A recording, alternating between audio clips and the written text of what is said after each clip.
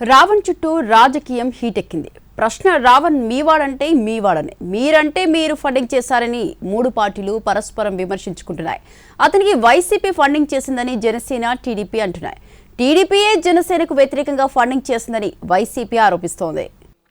YouTuber ప్రశ్న Raavan arrest చుట్టూ AP రాజకీయం తిరుగుతోంది. ఉపా చట్టం ప్రయోగించడంపై అధికార విపక్షాల మధ్య తీవ్ర వాదోపవాదాలు నడుస్తున్నాయి. ప్రకాష్ రాజ్కు రావణ్కు మధ్య సంబంధాలు ఉన్నాయని, ఇందుకు సంబంధించిన ఆడియో క్లిప్లు బయటపడ్డాయని మంత్రి కందుల దుర్గేష్ ఆరోపించడం ఏపీ రాజకీయాల్లో సంచలనం సృష్టించింది. జస్ట్ ఆఫ్ థింగ్ అంటూ ప్రకాష్ రాజ్ మాట్లాడేటువంటి మాటల్లో ఒకటి మేము అడుగుతున్నాం. ఇప్పుడు మేము వినిపించినటువంటి ఆ ఆడియో టేపుల ద్వారా ప్రకాష్ రాజ్ని సూటుగా మేము అడిగేది ఒకటే, నీకు రావణ్కి మధ్య అక్రమ సంబంధం ఉంది అనేటువంటి మాట నిజమా కాదా? రావణ్కు వైసీపీ ఆర్థిక సాయం అందిస్తోందన్నారు ఏపీ సీఎం చంద్రబాబు. రాముడిని, సీతను విమర్శించిన వ్యక్తికి ఎలా సపోర్ట్ చేస్తారని ఆయన ప్రశ్నించారు. ఒక రాజకీయ పార్టీ, ఒక వ్యక్తి, రావణ్ అనే వ్యక్తి పురాణాలను దూషించాడు, రాముణ్ణి సీత పైన నీచంగా మాట్లాడాడు, తీవ్రవాదాన్ని పాకిస్తాన్ సమర్థించాడు. అలాంటి వాళ్ళకు అండగా ఆర్థిక సహాయం ఈ గొడ్డలి పార్టీ చేసే పరిస్థితి వచ్చింది. ఎంత బరిదిగింపని అడుగుతున్నా. చంద్రబాబు డైవర్షన్ పాలిటిక్స్ లో భాగంగా ప్రశ్న రావణ్ కేసును తెరపైకి తెచ్చారని వైసీపీ నేత కాకాని విమర్శించారు. ఇప్పుడు మతం, దేవుళ్లకు అవమానం జరుగుతోందంటూ తమపై విమర్శలకు దిగుతున్నారని మండిపడ్డారు.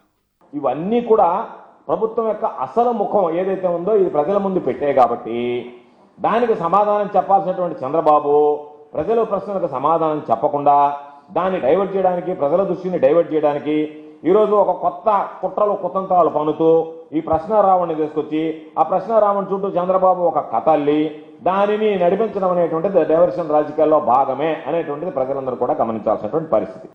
హిందూ దేవుళ్లను విమర్శించిన ప్రశ్న రావణ్ను వైసీపీ అధినేత జగన్ ఎలా సమర్థిస్తారని తప్పుపట్టారు నెల్లూరు రూరల్ ఎమ్మెల్యే కోటంరెడ్డి శ్రీధర్ రెడ్డి. శ్రీరాముడు, సీతాదేవి పట్ల రావణ్ అసభ్యకరంగా మాట్లాడారని ఆగ్రహం వ్యక్తం చేశారు.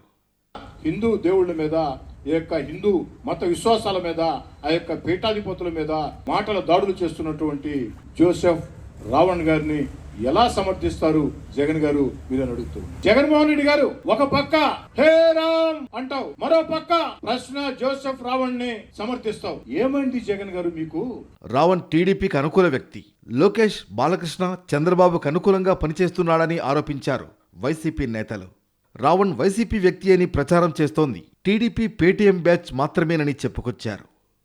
యుఏపీఏ అంట, అదేంటి అన్లాఫుల్ యాక్టివిటీస్ ప్రివెన్షన్ యాక్ట్, టెర్రరిస్టుల మీద పెట్టేటటువంటి కేసు పెట్టారు. ఈ సెక్షన్ పెడితే లోయర్ కోర్టు బెయిల్ ఇవ్వడానికి వీల్లేదు.